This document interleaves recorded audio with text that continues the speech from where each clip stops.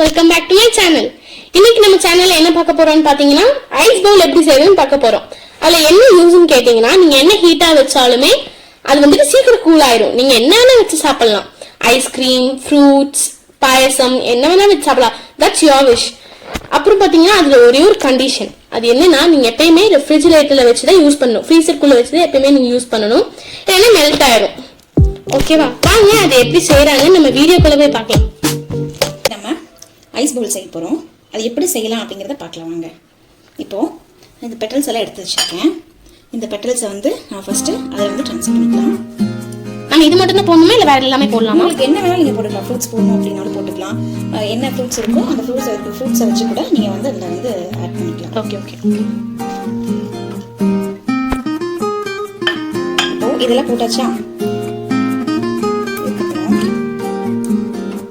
சும்மா போட்டுக்கோங்க. உங்களுக்கு லீஃப் இருந்தால் என்ன உங்களுக்கு கிடைக்குதோ அது எல்லாமே நீங்கள் போட்டுக்கலாம்.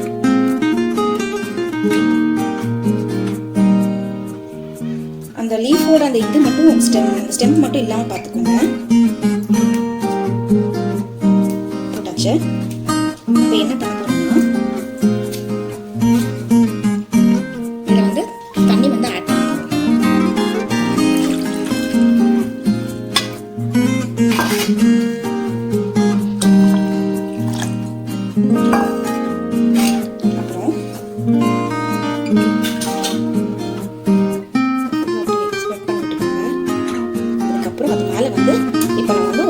பவுல் வைக்க போகிறோம். ஒரு பவுல் வைக்கிறதுனால வச்சுக்கலாம், சில்வர் பாத்திரம் வைக்கிறதுனாலும் வச்சுக்கலாம். நான் வந்து சில்வர் பாத்திரம் வைக்கிறேன். வச்சு லைட்டாக ஒரு ப்ரெஸ் பண்ணிட்டு, ஏன் அப்படின்னா பார்த்து பண்ணணும். வச்சுட்டு கரெக்டாக வருதா அப்படின்னு சொல்லி பார்த்துட்டு இதுக்கு மேலே நம்ம என்ன பண்ண போகிறோம்னா ஒரு வெயிட்டை வந்து நம்ம அதுக்கு கொடுக்க போகிறோம்.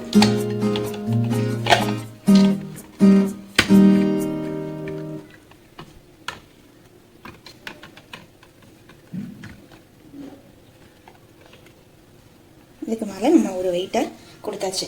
இதை அப்படியே நம்ம என்ன பண்ண போகிறோம்னா ஃப்ரிட்ஜுக்குள்ளே வச்சுட்டு ஒரு 12 hours கழிச்சு நம்ம எடுத்து பார்க்கலாம். இங்கே பாருங்க கைஸ், 12 hours அப்புறம் நம்ம எடுத்தோம். எப்படி வந்திருக்குன்னு பாருங்க. இதில் நீங்கள் சூடாக எது ஊற்றி சாப்பிட்டாலும் சூப்பராக இருக்கும். பாயசம்லாம் நீங்கள் ஊற்றி சாப்பிட்டீங்கன்னா உங்களுக்கு கூலாக வேணும்னு நினைக்கிறவங்க நிறையா பேர் இருப்பீங்க.